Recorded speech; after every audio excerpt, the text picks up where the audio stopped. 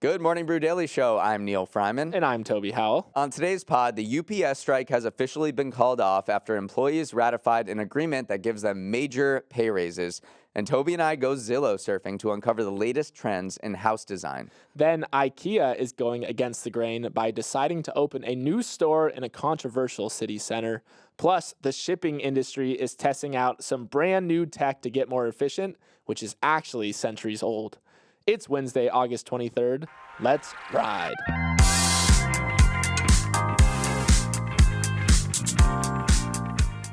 Toby, I have some exciting news for our listeners. You will all be able to confirm that we are, in fact, real people. Yup, Morning Brew Daily is excited to announce our first live event. On September 11th here in New York City, we are going to be hosting a screening of the new movie Dumb Money, which chronicles the meme stock mania during winter 2021 when Reddit traders successfully took down a multi-billion-dollar hedge fund that had shorted GameStop.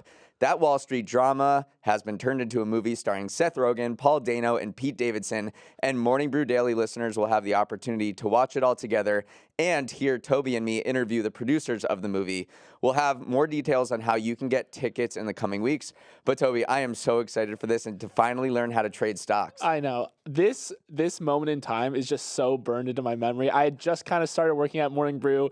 All hell broke loose. GameStop started going to the moon, and the movie itself looks amazing. I mean, Pete Davidson, Paul Dano, like these are the best actor of our days. Big name people. But I am definitely most excited about getting the chance to meet some Morning Brew Daily listeners.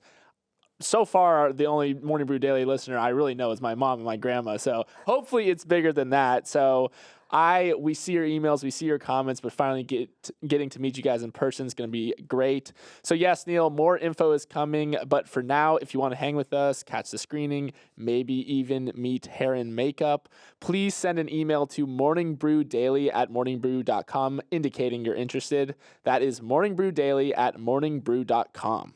Sound like a radio guy there. Thank you. Take us away, Neal. All right, let's get to the news. In the several months we've been doing this podcast, we've discussed some major stories. But like your high school friend who moved to the West Coast, we haven't really checked in on them a while. So in the first section of the show, we're going to circle back, and I'm so sorry for using that jargon, to a few of those stories that have reached some sort of resolution this week. So first is the big student loan income-driven repayment plan that the Biden administration released last month called SAVE. That opened for enrollment yesterday, and the White House says it will slash some borrowers' monthly payments by 50% and eliminate all obligations for others. As for the typical student loan borrower, you could save $1,000 per year under the new plan, though some benefits won't kick in till next summer. Just to note, this is different than the broad student loan debt wipeout that Biden had proposed because that got blocked by the Supreme Court in June. This SAVE plan is just a more generous version of existing income-driven repayment plans on the books. For example, it would reduce payments on undergrad loans to 5% of discretionary income, down from 10 to 15% in plans currently available. So this is the Biden administration's way of saying, look, we may not have gotten our big cancellation plan through, but we're still looking out for you student borrowers. We know you collectively owe $1 trillion, and we're trying to figure out a way to make that easier. Yeah, Biden's been ducking and weaving ever since the Supreme Court. The Supreme Court one was kind of the Hail Mary. This was the more dink and dunk, more sustainable plan from the beginning. So I think this is going to be huge for a lot of people still because a lot of people's payments will go to zero. And then also interest won't accumulate on a lot of different plans if your payment is near zero, which is huge because it was always interest that was the thing that was, you could be making your payment and still 10 years later down the line, you'd have more outstanding debt than you started with. So getting something to reduce those interest payments is definitely going to be huge for a lot of Americans. Right. This has definitely been a piecemeal approach since that Supreme Court stuff was the Supreme Court blocked this big one. But he has all these other programs going on too. I mean, they've wiped out $116 billion of relief for 3.4 million borrowers across a number of different programs the administration announced on Monday. So this is kind of, like you said, a dink and dunk approach, maybe like Andy Reid's Eagles offense, just to lower some borrowers. But the borrowers' payments. But obviously, the big thing looming on the horizon is the restarting of payments after more than 3 years, which is going to happen in October. And no one really knows what's going to happen, but it might definitely squeeze a lot of people's wallets. And retailers that have reported earnings over the past few weeks have definitely warned that they might see their sales dip because of it. I'm really curious to see how retailers fare. We've been talking about it for a while. All right, Neal, our next story we want to circle back to is a name I'm sure you haven't really thought about much recently, and that is Threads. Meta's text-based social media platform got off to a massive start, racking up hundreds of millions of signups before daily active users fell off a cliff as the novelty kind of wore off. But yesterday, Meta started to make good on the promise that more would be coming to on the Threads front, and rolled out a web version of the platform, expanding access beyond just the mobile app. Neal, to this I say about time, but it also feels like a little too late for the supposed Twitter/X killer. I don't think it's too late. I think we live in this very, immediate gratification society. This is going to be a long burn.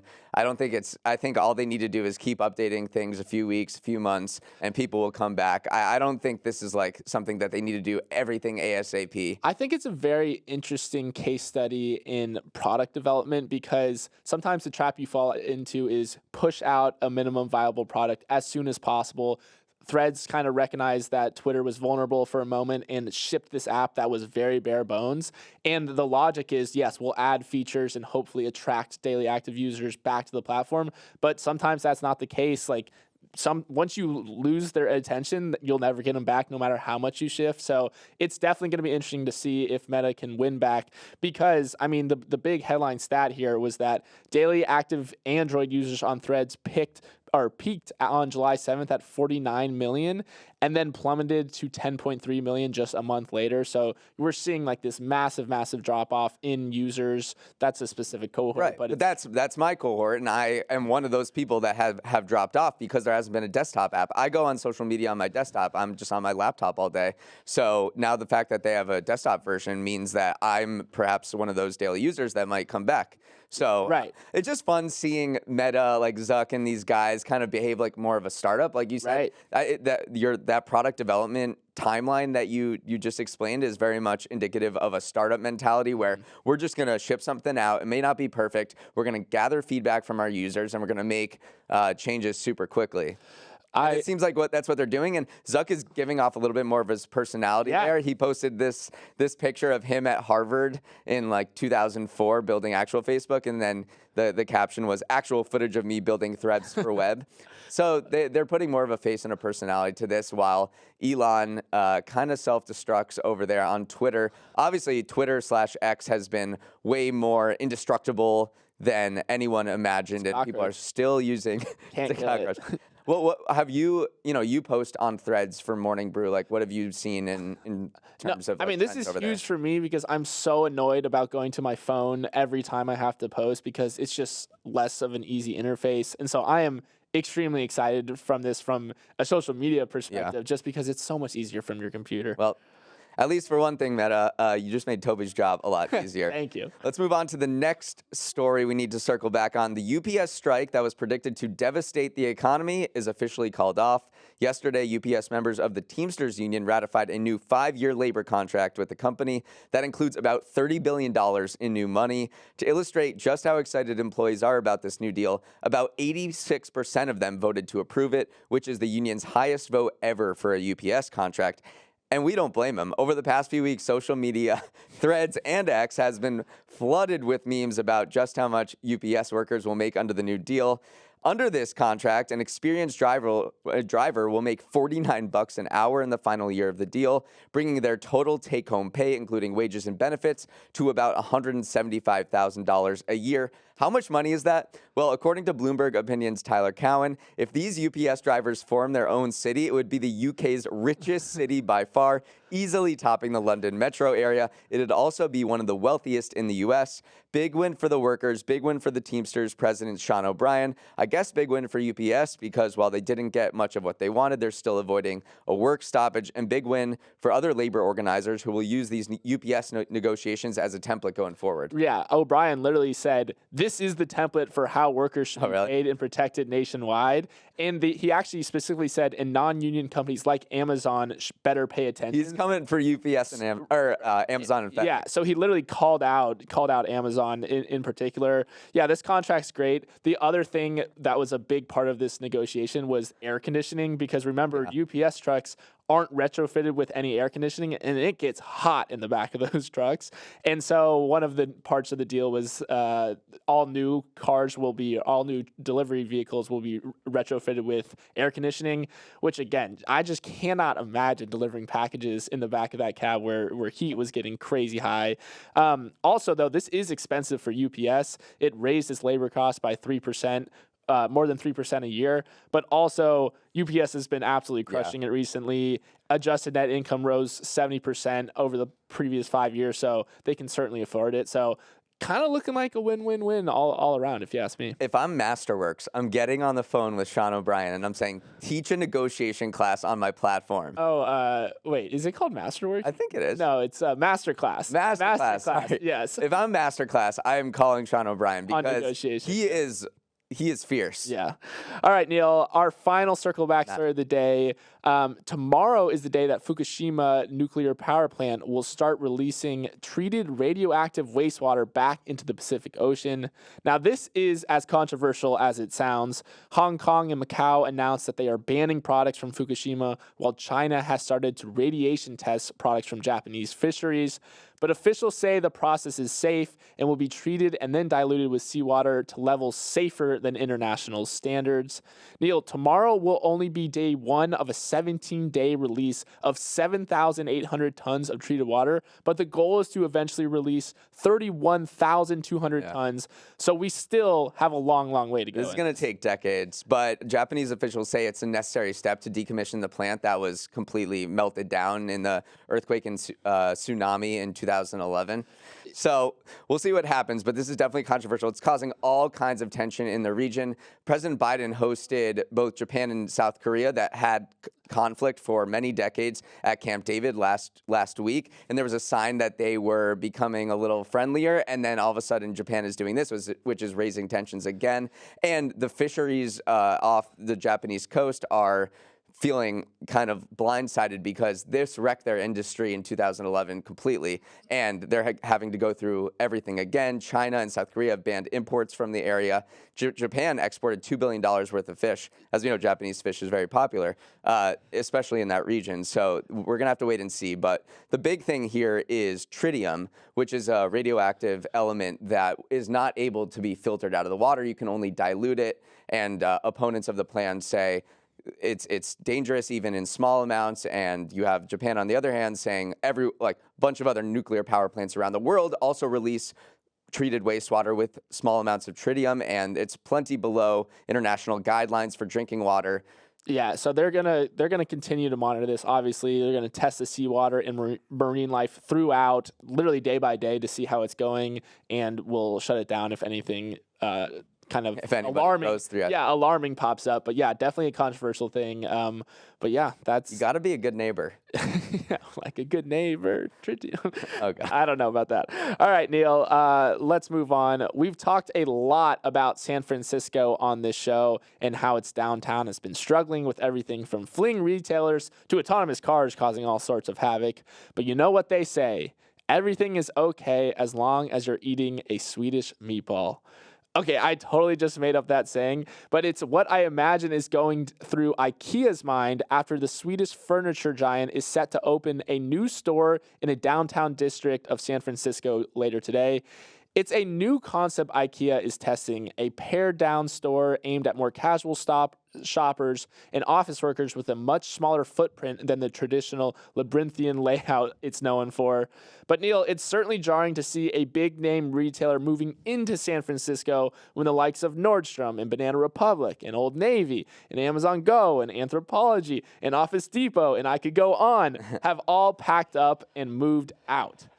Pretty crazy. It is pretty crazy, but Ikea, this is part of a huge push into the U.S. I think they're planning on opening 17 new stores, spending $2.2 billion, while we've seen Home Depot and other home furniture companies not doing well in this current economic environment as people have already remodeled all of their homes during COVID. Ikea is somehow still blowing it out of the water, and it's because of their prices. I mean, I still think this is a very bold move, though, specifically betting on San Francisco, because, I mean, all signs point to San Francisco's downtown not doing quite as well as other parts of the country.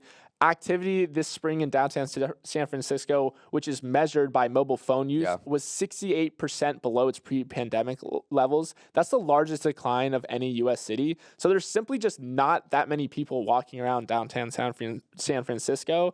And I mean, if you look at the rest of the city, office vacancies are at a 30-year high. Lots of people have permanently moved away. Its population declined more than 60,000 people from 2020 to 2022. So a lot of people saw this move from IKEA, and it's a little bit of a head scratcher. But they're kind of bullish on this concept, and they're betting on themselves. As 4 other famous Swedes says, take a chance on me. You know? Oh man, I think having one anchor tenant like this is a sign, a way of saying we believe in you, and then other retailers will look and come back. And so overall, I am bullish on San Francisco. It's been counted out so many times before. Yeah. After the .com bubble, after 9/11. In New York, we saw this with New York. There were how many articles were written. New York is dead. And now rents are at a record high. I'm not counting out San Francisco. It's too beautiful. The environment is too good. The weather is too good. The smart people there, a lot of smart people haven't left. Mm-hmm. The ecosystem is still there for tech. So I would buy so much stock in San Francisco if I could right now. Have you been there? It's just gorgeous. Beautiful. I know the downtown area is struggling right now, but it has too many existing assets. Plus, the AI boom is set to transform it even again. So 50% of all AI startup funding in the first half of 2023 went to the Bay Area. Yeah. It's so sticky. AI, it's going to come back. AI and IKEA. IKEA are going to save San Francisco. You heard it here first. Okay, Neal, before we jump into our next story, we're going to take a quick break. We are back, and Toby, on Tuesdays, you always give us a trend from the Gen Z world. Well, now I want to give you a trend from the Millennial and Gen X worlds. And of course, there's nothing more us olds like to obsess over than houses. So what is going on in the house design world? Well, 2 big shifts I want to call out. First is the explosion of bedrooms. New research from the Census Bureau shows that of the 1 million new single-family houses completed in the U.S. last year, 48%, nearly half, had 4 bedrooms or more, which is the highest share since they've been keeping track. For comparison, just 33% of existing homes have 4 bedrooms or more. The other trend, as the number of bedrooms increases, houses aren't getting any bigger to accommodate them. In fact, houses are getting smaller. The average unit size for new housing has fallen 10% nationally since 2018, as builders try to attract would-be homeowners who just want anything they can afford.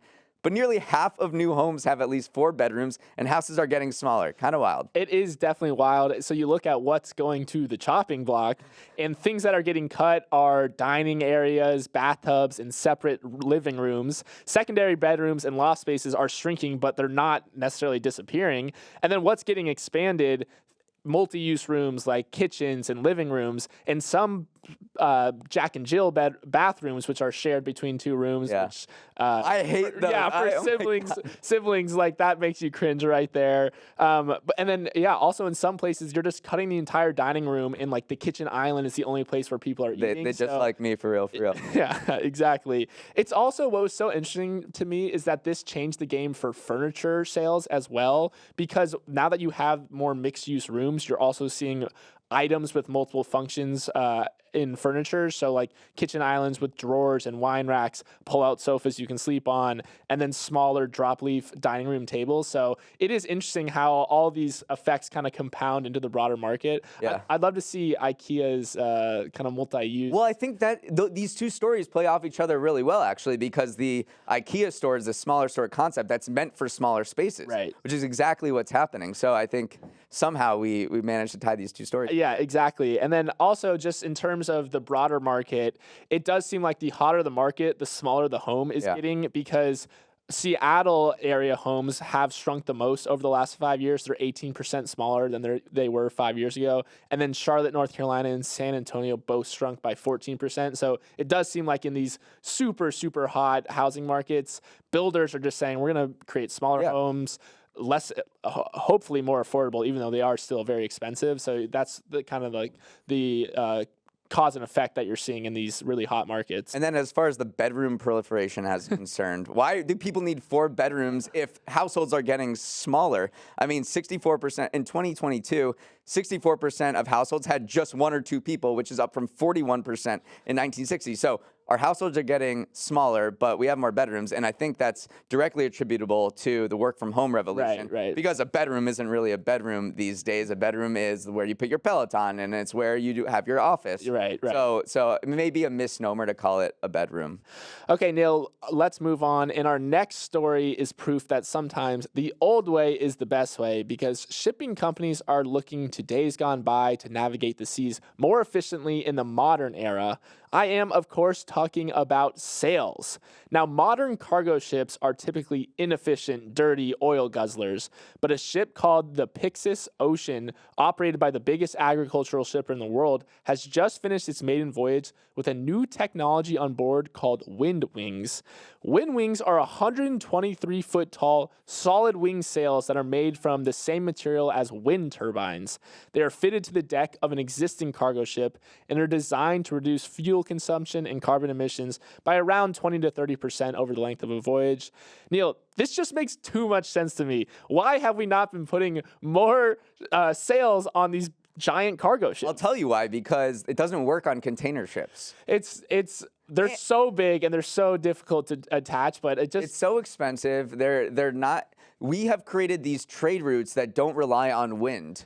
Right? Like in a couple hundred years ago, all of our routes that people designed to facilitate trade were based on trade winds, right? Mm-hmm. We have completely ditched that, and we're just like, okay, we need to get from Shanghai to the port of Long Beach. And so we don't rely on whatever happens to the wind anymore. So I am bearish on this. I'm not going to call it a stunt because it was expensive, super expensive, but I don't see this happening. You can't put it on a container ship which contains most of cargo. This is on a bulk carrier, which is carrying like loose grains of stuff. Yeah. So I don't mean to like shut this down. I think it's a fun idea, but I don't see it being a meaningful way to move cargo greenly. Right. It's not exactly super cost effective as of now too, because Cargill, which is the shipping company that installed it on one of their ships, they say it will take at least 7 to 10 years for the fuel savings to surpass the cost of actually installing the sails. So it definitely is. I think this is the way that the shipping industry is moving, is like, we got to figure out how to reduce carbon emissions, become more efficient.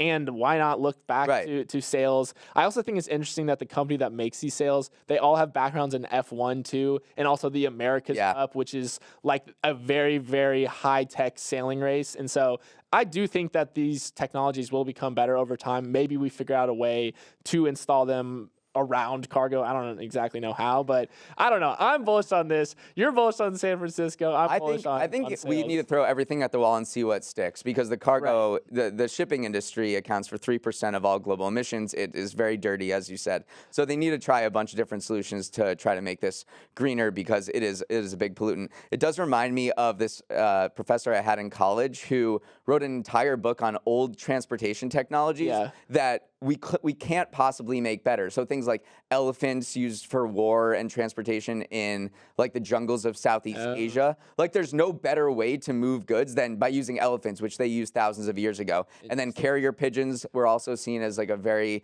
useful way to transport things, even now that we have, airplanes and helicopters and things like that. So I'm all for looking to the past for inspiration for the future. I think that's great. You got my mind going right now. Like, what else is efficient? So I'll have to read that book.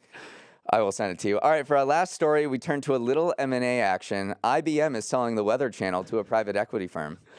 I'll wait a second for you to digest that information. IBM, the tech giant, is selling the Weather Channel. Yes, as strange as it seems, IBM has had a weather unit since 2015, when it paid $2 billion for the Weather Company, which includes the Weather Channel mobile app and websites, Weather.com, Weather Underground, and Storm Radar. But IBM is trying to become a leaner, meaner software and AI company, So just like everyone else who's listening, it thinks it probably makes sense to not be in the weather business anymore. Toby, I know your jaw dropped to the floor when you learned that IBM owned the Weather Channel. It definitely did. Although I did started to do some digging into the logic behind this deal. They bought it for $2 billion a couple years ago, and over the last 8 years, it's launched a number of new stuff on top of the weather company's properties. They've rolled out hyper-local forecasts. COVID-19 maps was a big feature, and then also they've been leveraging data from aircraft and smartphones to have better weather data. So IBM is it is a cloud company. And so once I started putting the pieces together, I saw what they saw in the weather company. But now you're right. They're paring down. It's no longer a core focus anymore. It's kind of sad to me, though, because I love when companies kind of take these asymmetric bets on things that seem outside of their scope. But yeah, now it's falling in the hands of private equity. But in selling the Weather Channel, they are losing the most trusted news source in America. The Weather Channel, by like leaps and bounds, 30 to 40 points, is by far the most trusted news source from Republicans and Democrats. The one thing we can all agree on is that which is funny because, meteorologists are known to be quite wrong in certain circumstances. So, there was a recent poll that came out earlier this year that kind of dumbfounded everyone. It was like, all right, well, we all can't agree on anything except that the Weather Channel will provide us trustworthy news. Yeah, it's truly the only bipartisan thing that we agree on. The next most trusted outlet is PBS, which is only has a 30-point advantage on trustworthiness. The Weather Channel sitting at a 53-point margin, so it's head and shoulders. You can trust the Weather Channel. I would bet on the weather industry. I mean, think about the news we've been talking about this entire summer: wildfires, air quality indexes. I mean, I would bet on the weather industry and weather apps and weather technology. I think it's just going to become even bigger. Yeah. That is our show for today. Hope everyone has a hump day to remember. If you want to write in and let us know how many bedrooms you'd want in your house, our email is morningbrew@morningbrew.com. Also, send us an email if you want to watch a movie with Neal and I and confirm that we are, in fact, real people. All right, let's roll these credits. Emily Milliron is our editor and producer. Samantha Velez and Raymond Liu are our associate producers. Uchenna Ogu is our technical director. Billy Menino is on audio. Hair and makeup is sailing away. Devin Emery is our chief content officer, and our show is a production of Morning Brew. Great show today, Neal. Let's run it back tomorrow.